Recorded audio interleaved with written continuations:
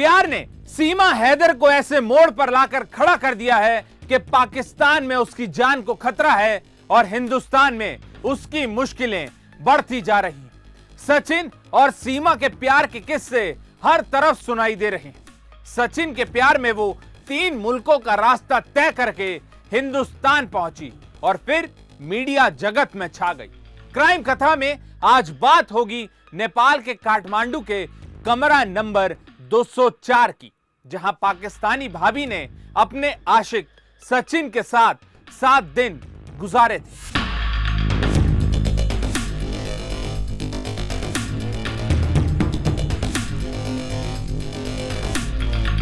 नमस्कार, मैं हूं आपके साथ अंकुश बख्शी और आप देख रहे हैं हमारा खास शो क्राइम कथा।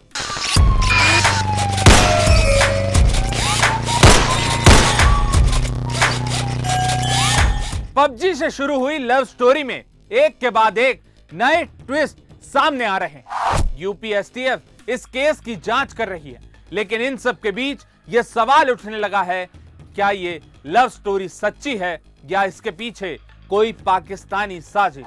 आज आपको वो 7 दिन की कहानी दिखाएंगे जब नेपाल में सीमा और सचिन एक साथ एक कमरे में रुके थे। नेपाल की राजधानी काठमांडू।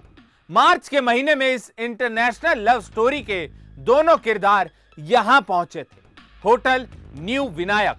यह उसी होटल का नाम है जहां सीमा और सचिन 7 दिन तक रुके थे और फिर टैक्सी करके अपनी अपनी मंजिल की ओर निकल गए। पाकिस्तान से आई सीमा हैदर और नोएडा के सचिन जिस होटल में ठहरे थे, वहां के रजिस्टर में दोनों के नाम से कोई कमरा तक बुक नहीं था। हैरानी की बात यह है कि दोनों के नाम से होटल तक में कोई एंट्री नहीं हुई थी। ऐसे में सवाल उठता है कि सचिन और सीमा वो 7 दिन कैसे एक होटल में रुके रहे। इस सवाल के जवाब में होटल प्रबंधन ने सफाई दी और कहा, यहां तमाम होटल हैं जो बिना आईडी के रूम देते हैं, सिर्फ नाम और डिटेल दर्ज करके। पहले सचिन आया था, तो सचिन पहले दिन आया तो सचिन ने होटल बुक किया, तो उसने बोला कल हमारी बीवी भी आने वाली है।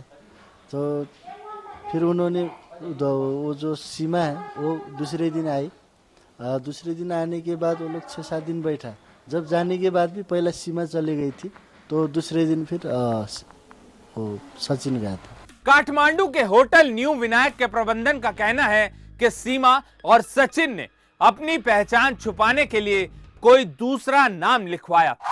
मीडिया चैनल्स के सामने सीमा कुछ दिन पहले तक खुलकर बात कर रही थी। वो अपने हर इंटरव्यू में अपनी प्रेम कहानी के किस्से सुनाती थी, लेकिन यूपी एसटीएफ का सिकंजा कसने के बाद उससे पूछताछ हुई और वो मुंह छिपाती नजर आई। अभी इतनी जल्दी ये मामला 2 राष्ट्रों के बीच जुड़ा हुआ है, इसमें जब तक पर्याप्त साक्ष्य नहीं मिल जाते कुछ भी कहना उचित नहीं। किस बिंदु पर जांच हो रही, क्या नहीं वो तो जब एक बार वो जेल जा चुकी है, उसके बाद बेल पे है, अब उसके बाहर भेजने की जो विधिक प्रक्रिया है उस हिसाब से कार्रवाई चल रही है। क्या बाहर भेजा जाएगा सर वापिस? नहीं, ये तो इसके लिए पहले से कानून तय है, उस हिसाब से कार्रवाई। पाकिस्तानी भाभी सीमा ने दावा किया था कि वो सचिन के साथ 7 दिन तक नेपाल में रुकी और फिर अपने 4 बच्चों के साथ नेपाल के रास्ते ही हिंदुस्तान आ गई। एक रिपोर्ट के मुताबिक काठमांडू में कई होटल हैं जो सैलानियों से आईडी नहीं लेते, सिर्फ रजिस्टर में नाम और डिटेल डालकर कमरा देते हैं। कमरा नंबर 204 भी ऐसा ही है। सचिन और सीमा हैदर जहां रुके हुए थे। रिसेप्शनिस्ट गणेश की बात सुनने के बाद जब होटल न्यू विनायक का रजिस्टर चेक किया गया तो उसमें सीमा और सचिन का नाम दर्ज नहीं था, जबकि गणेश का कहना है कि उसने खुद सीमा और सचिन के रूम की बुकिंग की थी। गणेश ने कहा, जरूर सचिन ने होटल में एंट्री के समय रजिस्टर में अपना नाम बदला था और उसने नाम रजिस्टर के अंदर शिवांश लिखवाया था। कस्टमर तो हम लोग एंट्री करते वक्त नंबर, उनका नाम, कहाँ से आए वो रखते। तो इंडिया से आए तो डायरेक्ट हम लोग इंडिया और उनका नाम लिखते तो रख देते। तो ज़्यादा से ज़्यादा लोग मंदिर पशुपतिनाथ दर्शन करने के लिए आते, तो हम लोग उतना केयर भी नहीं करते। तो हमको जब न्यूज़ में दिखा तो मालूम पड़ा, हाँ वो लोग सीमा सचिन था। वो लोग जब एंट्री किया था दूसरे नाम से किया था, वो लोग का शिवांश। होटल न्यू विनायक के कर्मचारियों ने कहा कि कमरा नंबर 204 में ही सचिन और सीमा ने शादी की है, जैसा कि रील्स में भी देखने को मिलता है। होटल के रिसेप्शनिस्ट गणेश ने कहा कि सीमा और सचिन पशुपतिनाथ मंदिर जाते थे। सीमा ने एक बार क्लब और पब जाने की बात की थी और इंटरेस्ट दिखाया था, लेकिन होटल वालों के समझाने के बाद उन्हें यह बताया गया कि वहां भारतीयों को ठगा जाता है, इसलिए वो पब और क्लब नहीं गई। तो लास्ट दिन में उन्होंने पूछा था यहाँ पर ये जो रोधी घर है, क्लब में रोधी घर में जाना। तो मैंने उनको बोला कि यहाँ पर आप लोगों को लूट लेंगे, बहुत महंगा है, आप लोग मत जाओ। बोला तो बाद में वो लोग गया भी नहीं, तो रूम में सो गया हम लोग। 7 दिन यहाँ ठहरते वो, उन लोगों के बिहेवियर के साथ था? बिहेवियर एकदम ठीक था। वो लोग ये सब ज़्यादा बोलने वाला भी नहीं था, एकदम सिंपल जो बस आया एकदम सीधा। सीमा हैदर की कई वीडियो सोशल मीडिया पर वायरल हैं। उसके 5वीं पास होने का दावा किया जाता है, लेकिन वो इंग्लिश और हिंदी इतनी सफाई से बोलती है कि किसी को पता नहीं चलता कि वो पाकिस्तान मूल की है। नेपाल के जिस होटल में सचिन और सीमा रुके हुए थे, उन्हें भी ये जानकारी नहीं थी कि सीमा गुलाम हैदर पाकिस्तानी है। 7 दिन होटल के कमरा नंबर 204 में रुकने के बावजूद सीमा ने इस बात का खुलासा नहीं किया कि वो पाकिस्तान से नेपाल आई है। उत्तर प्रदेश में लाइन आर्डर को मेंटेन करेंगे, किसी भी गैर कानूनी गतिविधि को हम बर्दाश्त नहीं करेंगे। पूरे मामले की उच्च स्तरीय जांच हो रही है, केंद्रीय एजेंसियां भी जांच कर रही हैं और हर स्थिति में हम उत्तर प्रदेश राज्य में प्रतिबद्धता के साथ अपराध और गैर कानूनी गतिविधियों को रोकेंगे। तो क्या अभी तक कोई इनपुट मिल पाया सीमा हैदर का वो जो जांच चल रही है? अभी ये केंद्रीय एजेंसियां और स्टेट की एजेंसियां ही बता पाएंगे। उधर होटल कर्मचारियों ने बताया कि सीमा और सचिन ज्यादातर वक्त कमरा नंबर 204 में ही गुजारते थे। सीमा हैदर इस दौरान न्यू विनायक होटल के रिसेप्शनिस्ट गणेश के पूरे परिवार के साथ घुल मिल गई थी, ताकि उसके पाकिस्तानी होने की भनक किसी को ना लग सके। 7 दिन होटल में स्टे करने के बाद पाकिस्तानी भाभी अपने आशिक सचिन के साथ टैक्सी करके पोखरा निकल गई।